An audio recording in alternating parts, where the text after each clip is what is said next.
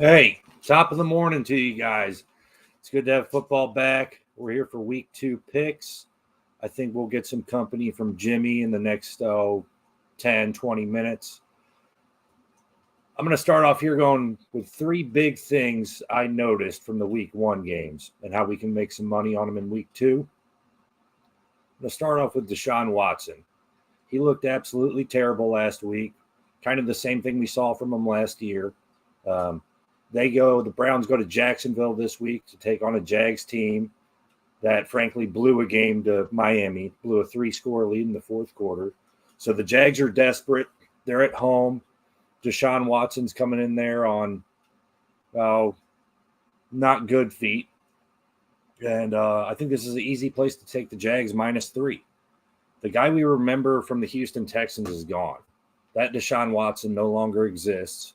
So that's going to be my first pick of the week. Jags -3. I think it's an easy one. I could honestly see this being Deshaun Watson's last start as a Brown. If he plays bad enough, I could see them benching him, and we get to see Jameis Winston the rest of the way, which Jameis being an ex-Buck, an old pal of mine, I'd love to see it.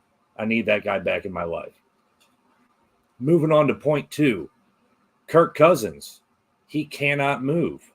I realize it was a tough Pittsburgh Steelers defense, but he literally could not move around in the pocket. It's clear that he's not recovered from his Achilles injury.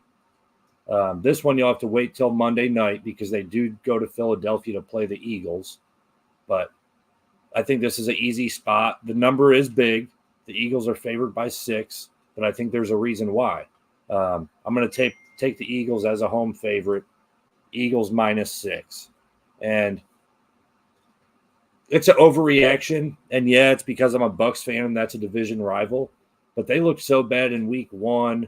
It already has me thinking, like, when could we see the rookie quarterback, Michael Penix?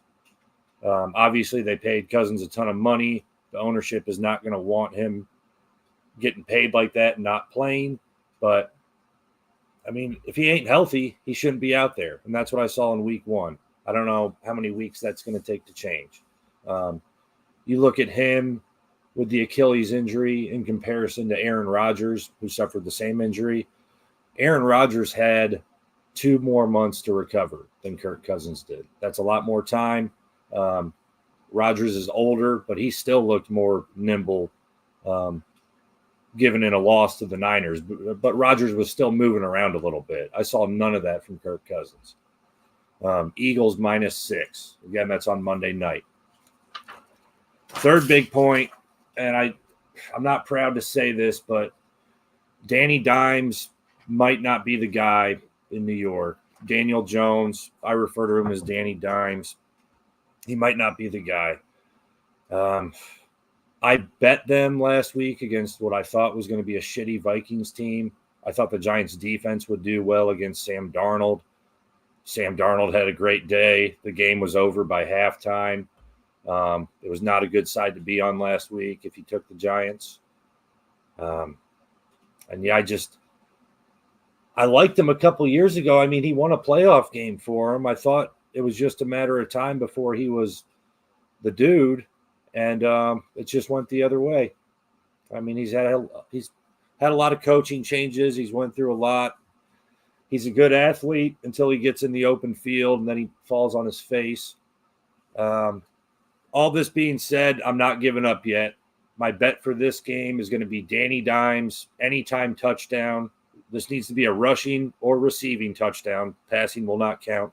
Danny Dimes, anytime touchdown, plus 229. You bet $10, you win $29 back. I think that's how it works. I've been doing this a while. So those are the big 3 points, takeaways from week 1. We got to seize the day and, trust our gut, trust what we saw, and make better picks in week 2. And let's move on to the best matchups. And I'm going to start with my Bucs. We're going to Detroit, where our season ended last year in the divisional round. Big revenge day. Feels like a big game. It's a little bit early in the year for what feels like a big game. I don't know if I'm fully prepared. The odds makers like the Lions in this one. Lions are 7.5-point favorites. I believe the line started at 6.5 and has now moved all the way to 7.5.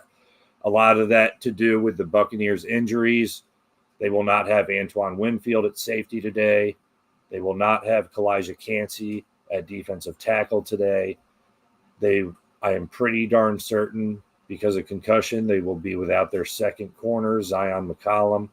So defense is a little bit thin from injuries, but guys got to step up. I expect this to be a high-scoring game. I think both offenses are going to be able to move the ball. I am not convinced enough to tell you I'd take the Bucs money line. I would tell you I'd feel fantastic about any of the fantasy players in this game. Evans, Godwin, Amon-Ra, Sam Laporta, Jameson Williams, pardon me. If you have Jared Goff in your lineup, I would start him today. This Lions offense did well against us, not only in the playoff game last year, but also in the regular season game. Goff had a really good day. So I'd be surprised if we slow them down much. I just hope I hope we can match up with them again, kind of similar to the playoffs where it was back and forth. And I just hope we come out on the right side this time. What I like in this game is a little teaser bet. I like a 6-point teaser. You get the Bucs up to plus 13.5, and you get the over down to 45. So I need at least 45 points, and I need the Bucs to lose by less than 14. That'd be a winner. I'm a big fan of the teaser bets. If you have, it's kind of like insurance on your bets, because if you feel good about one side or you feel good about two teams and you combo those two teams and add 6 points, 7 points to their side of the spread, it's an easy way to stop yourself from, having a bad beat, getting screwed over by that one play, that one pick six, or that one somebody wiggled the snap and quarterback fumbles the snap, other team recovers. It can kind of bail you out of some of those fluky plays. So I won't tell you. I want the Bucs to win today. I wouldn't feel confident about a money line underdog bet on the Bucs. I would not. It's going to be a tough one. And moving on to another big noon matchup, staying in the NFC South, best division in football. The New Orleans Saints go to Dallas to play the Cowboys. I believe the Cowboys are 6-point favorites. Last I checked. Let me get over to the Bovada here. Saints at Cowboys. It has moved to 6.5 now. I like the under 47 in this game. I also like Derek Carr to throw at least one interception, and I'll get odds on that in a second. Yeah, I like under 47. I think both these defenses are solid. I know the Cowboys' offense looked good last week. A lot of that had to do with Deshaun Watson throwing 2 interceptions and setting the Cowboys up with a short field. Let's see. Interceptions here for Derek Carr. What do we got? I should have been more prepared. Well, one thing I'll say about the Saints that surprised me, the offense did look much better with the new coordinator. Pass interceptions at least. Derek Carr, at least one, minus 147. So not great odds, but there's probably a reason. He'll throw a pick today. That's a safe bet. Derek Carr to throw an interception. How do I feel about picking a side on this? I don't trust the Cowboys. I never trust the Cowboys. I'm going to bet with my heart on this one. I'll say the Cowboys win, but they don't cover. Say the Cowboys win 24-20, and that'll keep me under 47 points. So I like the boys, but not by much. I think it'll be dicey. Derek Carr throws his second interception late to blow the game. That's how this one plays out. Kamara looked good last week. He still hasn't fallen off. I think a lot of people maybe are bored of taking him in fantasy football, it seems, but he's still solid. I guess what worries me about having Kamara in my lineup is they get down inside the 5 and you see Taysom Hill running off the sideline to snipe the touchdown from him. That's always fun. Next big game, Bengals at Chiefs. Usually this would be like a 3.5 point spread when these teams play, even in Arrowhead. You got the Chiefs at -6. And a lot of that has to do with how bad Cincy looked last week, losing to the Patriots. I like the Chiefs to cover. The Bengals just seem like they take like a quarter of the season to get it going every year. And if things aren't going well, Arrowhead is not the place you want to be playing a road game. It's really not. Joe Burrow, it's hard to ever doubt him. But, man, like I heard all offseason about how it was such a weird hand injury that, like, no pitcher or no quarterback had ever suffered the same injury. So the doctors didn't know how he was going to be able to recover. Honestly, that was kind of a boring game last week. It was not a noon game. Excuse me. It was not a noon game I had my eye on much. So I'll be curious to actually like be locked in on Chiefs Bengals at 325 and see if Burrow looks like something's off or if he's still got it. So I'll take the Chiefs -6. I wouldn't be surprised if that ends up being a blowout. I hate to say it. Then I'll jump ahead to Sunday Night Football, and hopefully Jimmy hops in here and we'll run through this with a little bit of back and forth on some of these games. Sunday Night Football, the Chicago Bears go to Houston to play C.J. Stroud and the Texans. Tough spot for a rookie quarterback. I know fantasy football-wise, I picked up the Texans defense, hoping that the rookie Caleb Williams would make a mistake or two, leading to a defensive touchdown. Let's see, what is this, a 6-point spread? 5.5. Houston -5.5. I'm going to bet that now. Houston Texans -5.5, 1 unit. I'll probably bet it again later and forget. I like the Texans offense. That Bears defense is tough, though. Like I could see the Bears winning 9 or 10 games this year as the rookie grows along. Like he's set up.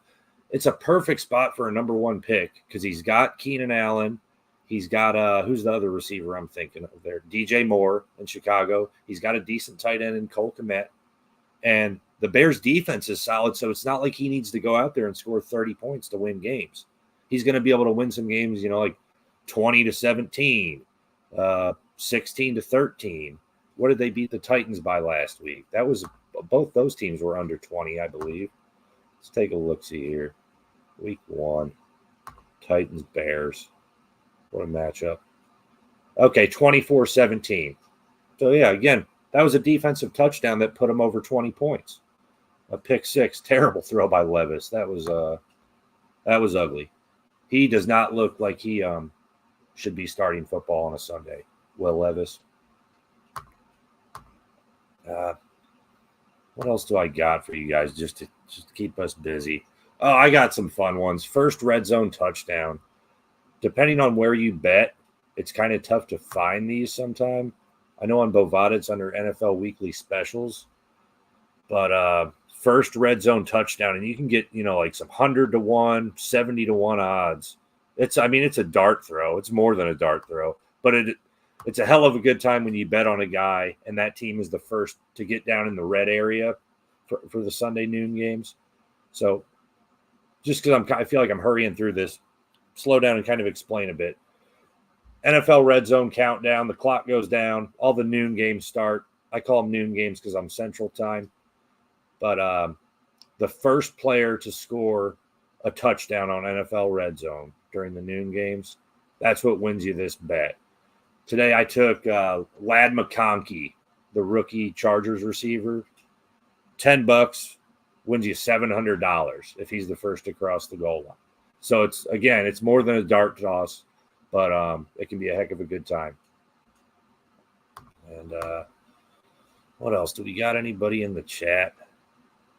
I don't even think I have any friends here today. I'll talk more about the Buccaneers while Brad and Jimmy aren't here to give me shit for it.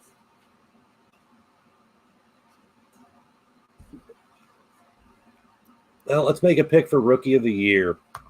It's not going to be Marvin Harrison after his Week 1 performance. I don't think Caleb Williams puts up the numbers. And I'll tell you, even though the Bucks beat up the Commanders pretty good, Jaden Daniels made some plays with his legs.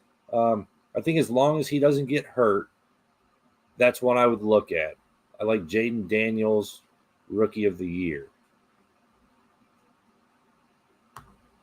NFL awards. Let's just do this. Let's Google Jaden Daniels, Rookie of the Year odds.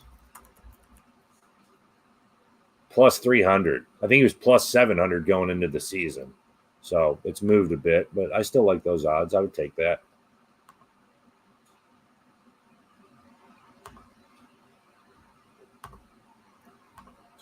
Let me just play some bets with you guys. That's what we're here for, right? Sunday morning picks.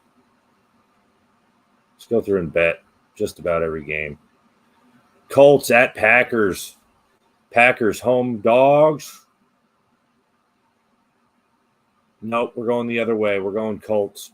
Malik Willis couldn't even get a Hail Mary out of his hands last week. I don't like him having to play a full game.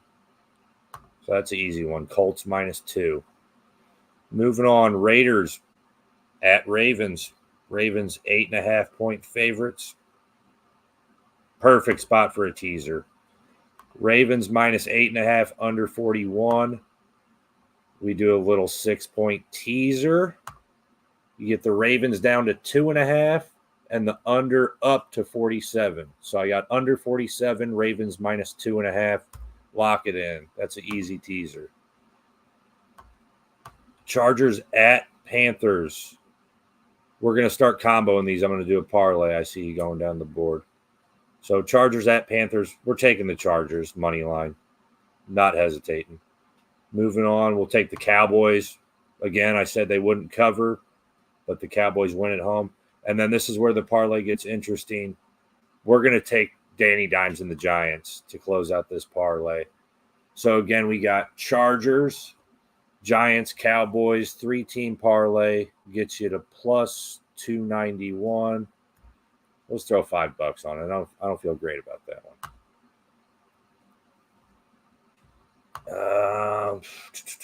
Jets at Titans. What a boring matchup. I say the Jets cover. Jets -4. They cover. 49ers at Vikings. Not a game I'll be tuning into frequently. My Bucks will be on. I won't see much of this one. Fuck it. Upsets happen, right? I'll take the Vikings as a home dog. Vikings money line plus 180. On to the next one. We got Seahawks at Patriots. Patriots are home dogs. And stay with the trend. Patriots beat the Seahawks at home. Patriots are the surprising team that starts off 2-0. They'll probably fall apart by the end of the year, but I like them today against Seattle. Let's see. Come on, Jim. We said 10:30. It's 10:50. He's a timely guy. Anybody that knows him would say the same. Send him another invite. I got to keep you guys entertained at the same time, though. This is tough. Next game is Bucks Lions on the list here. We already talked about that one. Another teaser.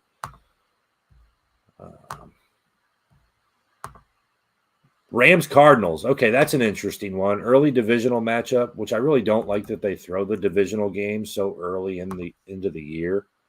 But I